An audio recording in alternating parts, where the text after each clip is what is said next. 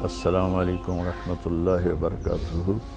جناب محترم حضرت مولانا سجاد نعمانی صاحب، ذاکر کے ذریعے پتہ چلا کہ اللہ تعالیٰ کے فضل و کرم سے آپ اور اہلیہ محترمہ دونوں کرونا سے بعافیت شفا یاب ہو گئے۔ اللہ پاک آپ کو صحت کاملہ عاجلہ نصیب فرمائے اور اللہ تعالیٰ آپ کا سایہ سلامت رکھے۔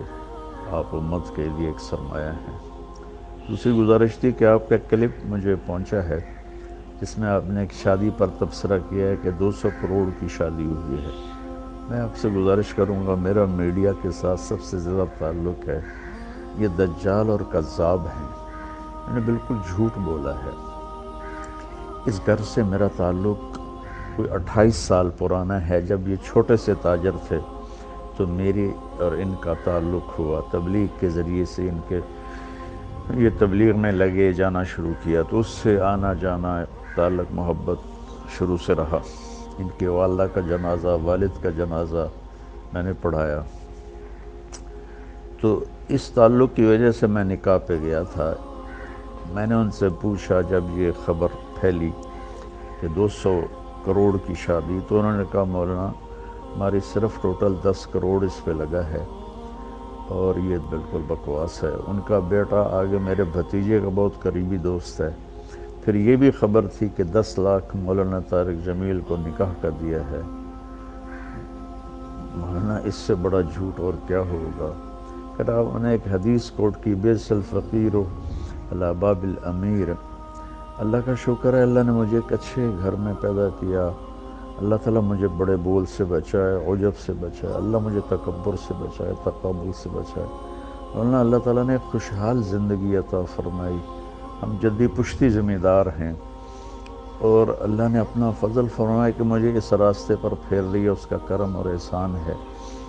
تو میں تو اپنے تعلق کی وجہ سے گیا تھا اور مجھے بھی وہ منظر اتنا اچھا نہیں لگا، لیکن جو کہا جا رہا ہے 2 ارب کی شادی ہوئی اور مولانا طارق جمیل کو 10 لاکھ دیا گیا، یہ سب جھوٹ ہے۔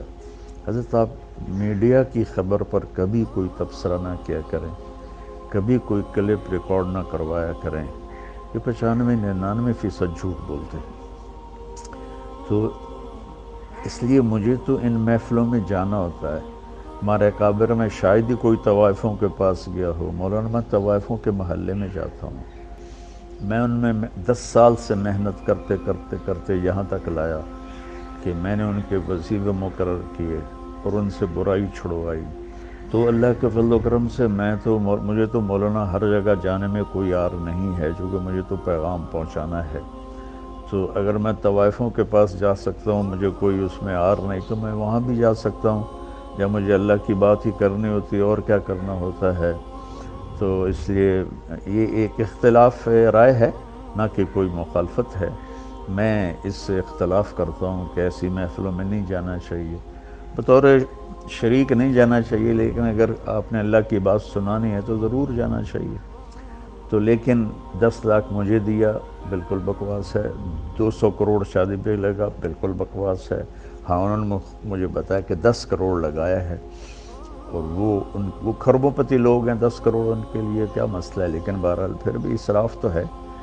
میں پرانے تعلق کی وجہ سے گیا ہوں، تو میں معذرت کے ساتھ میں صفائی پیش نہیں کیا کرتا، میں اپنے پر بات لے لیا کرتا ہوں، لیکن اللہ کے نیک بندوں کے دل میں کوئی بات آ جائے تو وہ میرے لیے نقصان دہ ہے۔ میں نے اپنی صفائی پیش کرنے کے لیے بات عرض کی ہے کہ 2-4 لقمے روٹی کے کھائے تھے اور اسی پاؤں پہ میں واپس آ گیا تھا، اور ان پر بھی یہ بالکل جھوٹا الزام ہے کہ انہوں نے اتنے پیسے خرچ کیے، اور میں معذرت کے ساتھ پھر معافی چاہتا ہوں اگر میری کوئی بات بری لگی ہو۔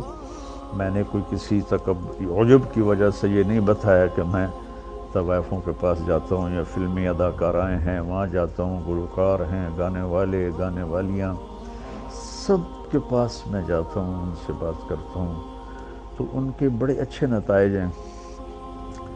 اور باقی ہدایت تو اللہ دیتا ہے، میرے ذمہ تو ہے بلغ ما انزل الیک من ربک، میرے ذمہ تو اتنا ہی ہے۔ اللہ تعالیٰ مجھے آپ کو اپنی حفظ و امان میں رکھے۔ السلام علیکم ورحمۃ اللہ وبرکاتہ۔ وعلیکم السلام ورحمۃ اللہ وبرکاتہ۔ حضرت مولانا، میں سب سے پہلے تو آپ کا بہت ممنون و مشکور ہوں کہ آپ نے بہت مسلسل مشغولیت کے باوجود میری اصلاح کے لیے یہ صوتی پیغام ارسال فرمایا۔ اللہ تعالیٰ آپ کے رتبے بلند فرمائے۔ میں صاف لفظوں میں اپنی غلطی کا اعتراف کرتا ہوں اور آپ سے دست بستہ معافی کا طالب ہوں۔ یقیناً مجھ سے یہ غلطی ہوئی کہ میں نے میڈیا کی روایت پر بھروسہ کر لیا۔ مجھے ایسا نہیں کرنا چاہیے تھا، اور عذر کے طور پر نہیں کہتا، برسبیل تذکرہ عرض کرتا ہوں کہ اگر ہمارے ملک کے اندر کی خبر ہوتی تو میرا عام معمول یہی ہے کہ میں پہلے اس کی تحقیق کرتا ہوں۔ وہاں تحقیق کا میرے پاس کوئی اور راستہ نہیں تھا، اور پھر بھی مجھے یہ نہیں کرنا چاہیے تھا جو میں نے کیا۔ میں اپنی معذرت کے لیے کوئی بہانہ، کوئی جواز، اپنے غلط کام کے لیے، اپنی غلطی کے لیے کوئی بہانہ، کوئی جواز تلاش نہیں کر رہا ہوں۔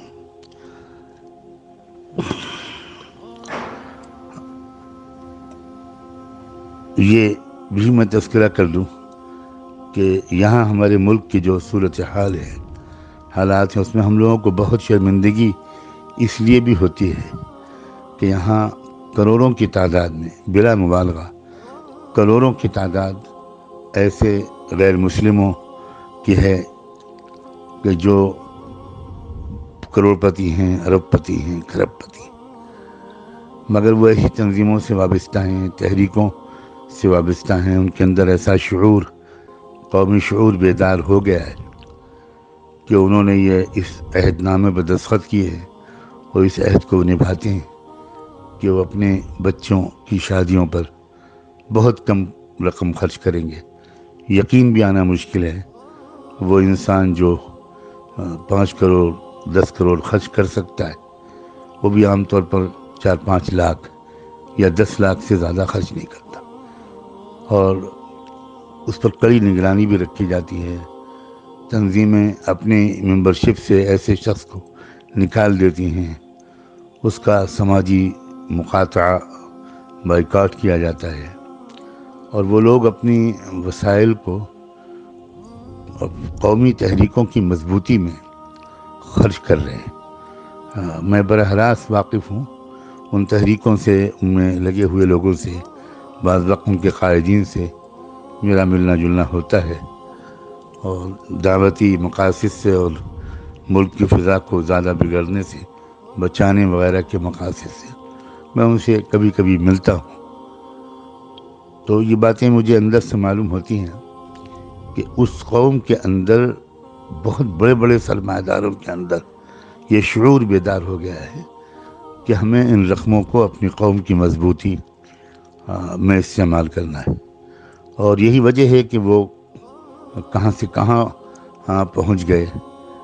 اور ہم مسلمانوں کا اس سلسلے میں جو حال ہے وہ ناقابل بیان ہے۔ ہمارے یہاں بھی یہی صورتحال ہے۔ ہمارے یہاں تو خیر اتنے سرمایہ دار ہوتے ہی نہیں، اور اگر وہ سرمایہ دار بہت ہوتے بھی ہیں تو ان کے اندر کوئی قومی شعور آیا ہو، اور وہ اپنے مال کے صرف کا رخ انہوں نے اجتماعی اور مجموعی فلاح و بہبود کے لیے استعمال کرنے کو ترجیح دی ہو، ایسے لوگ کوئی خال خال نظر آتے ہیں۔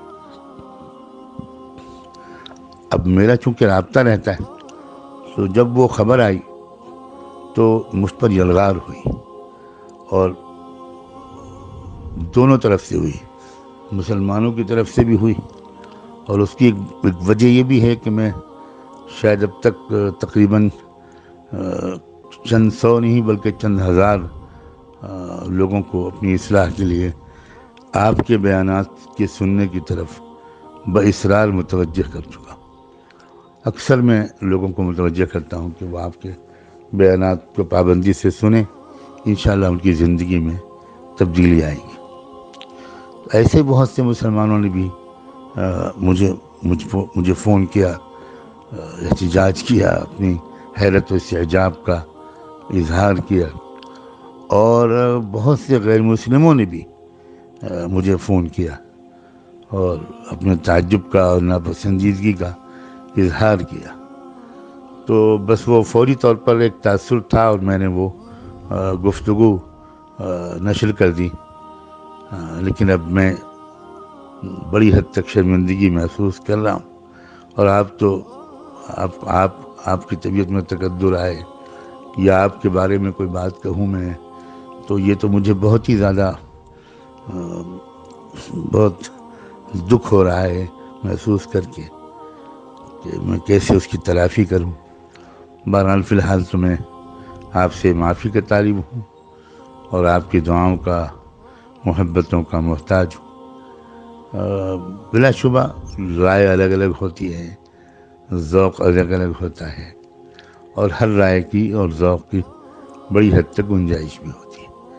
ہم نے اپنے یہاں یہ بھی دیکھا کہ ہمارے جو اکابر ایسی تقریبات میں شرکت نہیں کرتے تھے تو اس سے بھی اصلاح ہوتی تھی۔ ایسے بھی واقعی نمونے میرے سامنے ہیں کہ ان گھرانوں پر اس کا اثر پڑا کہ بھئی اب ہمیں روش بدلنی چاہیے۔ تو مقصود تو اصلاح ہے، آپ کا مقصد جو آپ کا طریقہ کار ہے اس سے بھی اصلاحی مقصود ہے، اور جو حضرات دوسرا راستہ اختیار کرتے ہیں ان کا مقصد بھی اصلاحی ہے، اور آپ نے تو خود بھی فرمایا ہے کہ یہ تو اختلاف رائے ہے۔ بہرحال میں بہت شرمندہ ہوں، مجھے افسوس ہے، لیکن جس پس منظر میں یہاں کے جن حالات سے میں اچانک مجھے اندر ایک داعیہ پیدا ہوا وہ میں نے آپ سے عرض کر دیا۔ اللہ کرے کہ آپ کا دل بھی صاف ہو گیا ہو۔ میں آپ کی دعاؤں کا بہت محتاج ہوں۔ جزاکم اللہ وبارک فیکم ونفعنا بما آتاکم، والسلام علیکم ورحمۃ اللہ۔